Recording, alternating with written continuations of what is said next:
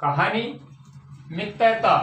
कृष्ण और सुदामा की जो मित्रता है उससे हमें क्या शिक्षा मिलती है, मित्र कैसा होना चाहिए और मित्रता कैसे निभानी चाहिए। मित्रता होती है वह अमीरी गरीबी, अमीर और गरीब के बीच में कोई बहुत बाहरी खाई नहीं होती, जबकि एक अटूट रिश्ता होता है।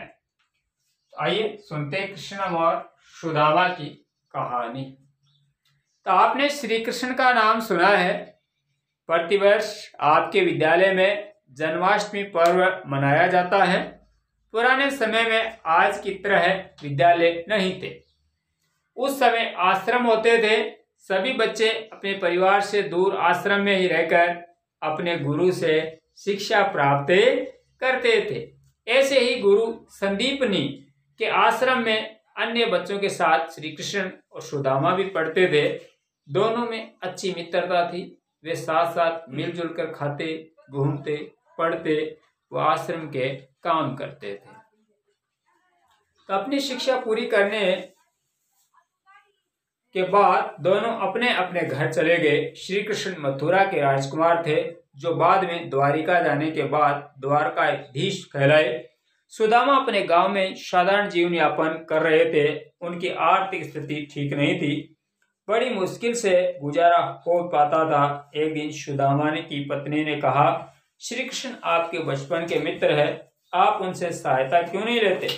सुदामा कई दिनों तक पत्नी की बात को टालते रहे, पर पत्नी के आग्रह पर वे मान गए। तो कई दिनों की यात्रा के बाद सुदामा द्वारिका पहुंचे तो वहां का वैभव देखकर आश्चर्यचकित हो गए।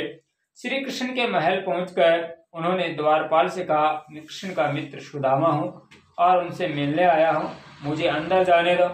द्वारपाल ने आश्चर्य से सुदामा को देखा। सुदामा के आग्रह पर उसने अंदर जाकर श्री कृष्ण को बताया। सुदामा का नाम सुनते श्री कृष्ण दौड़ते हुए द्वार तक आए और सुदामा को गले लगाया।